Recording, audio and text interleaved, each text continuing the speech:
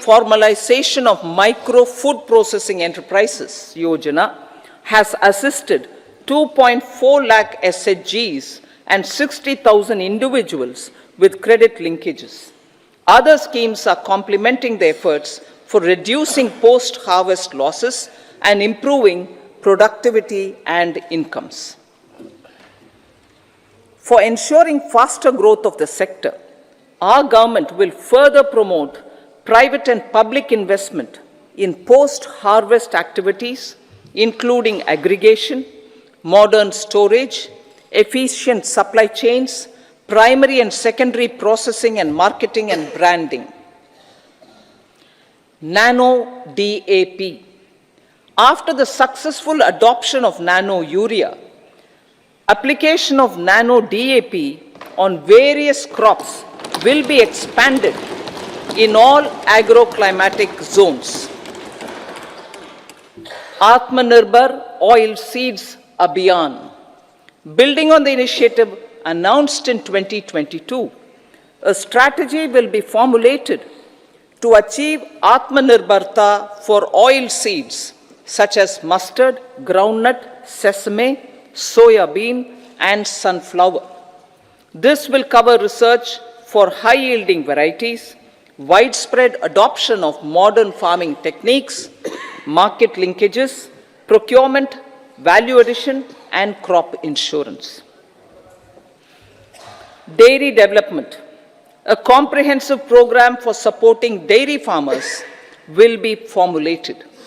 Efforts are already on to control foot and mouth disease. India is the world's largest milk producer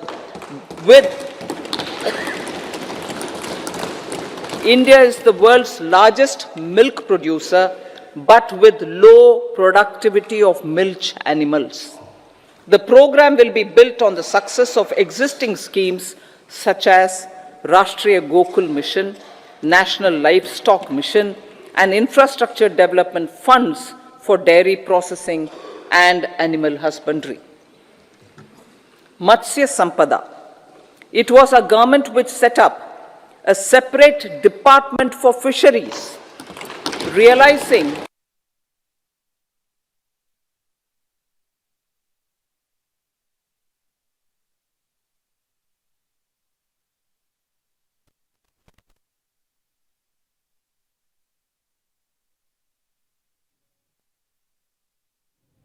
तो वित्त मंत्री निर्मला सीतारमण संसद में बोल रही थी, जहां पर उन्होंने कहा कि प्रधानमंत्री नरेंद्र मोदी के मार्गदर्शन में देश आगे बढ़ रहा है और इस बार का बजट जो है वो महिला, युवा, किसान पर ज़्यादा फोकस रहेगा और इसके साथ ही क्योंकि देश के लिए गरीब जो है महत्वपूर्ण, गरीब आगे बढ़ेगा तो देश आगे बढ़ेगा और गरीबों पर, महिलाओं पर, युवाओं पर, किसानों पर इस बार का बजट जो है वो आधारित रहेगा। तो वित्त मंत्री निर्मला सीतारमण संसद भवन में बजट पेश कर रही हैं और पूरे देश भर की नज़र बजट पर टिकी हुई है।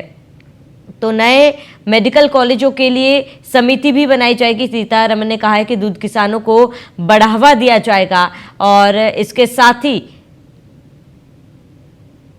सर्वाइकल कैंसर के लिए भी प्रावधान और नए मेडिकल कॉलेजों के लिए भी समिति बनाई जाएगी। तो वित्त मंत्री निर्मला सीतारमण बजट पेश कर रही हैं। अंतरिम बजट है क्योंकि कुछ ही महीनों में चुनाव है और इसी वजह से पूर्ण बजट पेश नहीं कर अंतरिम बजट पेश किया जा रहा है। और निर्मला सीतारमण ने कहा कि पारदर्शी, जवाबदेह, लोक केंद्रित और विश्वास आधारित प्रशासन दिया गया है। देश में निवेश की स्थिति अच्छी हुई है और 390 यूनिवर्सिटी की भी स्थापना हुई है। जीएसटी से वन मार्केट वन टैक्स किया गया। Bharat middle east Europe economic corridor पर परिवर्तनकारी पहल भी की है। और इसके साथ ही उन्होंने कहा कि पीएम जनधन योजना के तहत आदिवासी समाज तक पहुंचना है। विशेष जनजातियों के लिए विशेष योजना लेकर आए हैं। इंफ्रास्ट्रक्चर विकास में तेजी आई है। सरकारी योजनाएं जनता तक पहुंच रही है। हर घर जल योजना से पानी पहुंचाया जा रहा है। 78 लाख स्ट्रीट वेंडर को मदद दी गई। 4 करोड़ किसानों को पीएम फसल बीमा योजना का लाभ दिया जाता है। पीएम किसान योजना से 11.8 करोड़ लोगों को आर्थिक मदद मिली है। आम लोगों के जीवन में बदलाव लाने का प्रयास किया जा रहा है। युवाओं को सशक्त बनाने पर भी फोकस है। तो वित्त मंत्री निर्मला सीतारमण आज बजट पेश कर रही हैं। अंतरिम बजट है और पीएम मोदी के कार्यकाल का ये दूसरे कार्यकाल का ये अंतिम बजट है और कई मायनों में ये बजट खास है क्योंकि लोकसभा चुनाव में भी बहते कम समय बाकी है और ये अंतरिम बजट है। ऐसे में दुनिया भर की निगाहें जो है वो इस बजट पर टिकी हुई है। हालांकि निर्मला सीतारमण ने कहा है कि गरीबों के लिए, महिलाओं के लिए, किसानों के लिए, युवाओं के लिए ये बजट जो है वो खास होगा और इसके साथ ही उन्होंने कहा कि 3000 नए ITI खोले गए हैं। 54 लाख युवाओं को प्रशिक्षित किया जाएगा। एशियाई खेलों में भारत के युवाओं को कामयाबी मिलेगी और 3 तलाक से गैरकानूनी घोषित किया है। महिलाओं को संसद में आरक्षण देने के लिए कानून लेकर आए हैं। यानी कि देश और सरकार जो है महिलाओं, युवाओं, गरीबों, किसानों के लिए काम कर रही है और इस बार बजट में भी इन सभी के लिए प्रावधान होगा। और इसके साथ ही वित्त मंत्री ने कहा कि 4 करोड़ किसानों को पीएम फसल बीमा योजना का लाभ मिल रहा है और पीएम किसान योजना से 11.8 करोड़ लोगों को आर्थिक मदद मिली है। आम लोगों के जीवन में बदलाव लाने का प्रयास किया जा रहा है। युवाओं को सशक्त बनाने पर भी काम किया जा रहा है।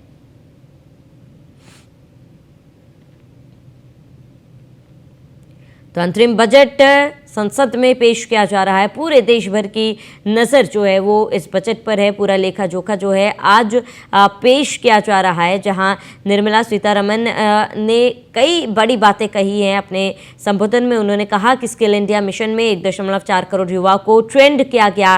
3000 नए ITI बनाए गए। हम सबका साथ, सबका विकास के साथ के पथ पर आगे बढ़ रहे हैं। हमारा काम में सेक्युलरिज्म रखने पर जोर है। हमारा गरीब को एम्पावर्ड करने पर जोर है। बीते सालों में सरकार 25 करोड़ लोगों की गरीबी दूर करने में कामयाब रही। हमारी सरकार का उद्देश्य सामाजिक न्याय कायम करना। सरकार सर्वगण और सर्वसमावेशी विकास के लिए काम कर रही है। तो स्वास्थ्य विभाग पर भी इस बार फोकस है, जहां उन्होंने कहा कि पीएम मुद्रा योजना के तहत 22.5 लाख करोड़ मूल्य के 43 करोड़ लोन मंजूर किए गए। महिला उद्यमियों को 30 करोड़ मुद्रा योजना ऋण दिए गए। 11.8 करोड़ किसानों को वित्तीय सहायता दी गई। सरकार ने 25 करोड़ लोगों को गरीबी से बाहर निकाला। गरीब कल्याण योजना में 34 लाख करोड़ खातों में भेजे गए।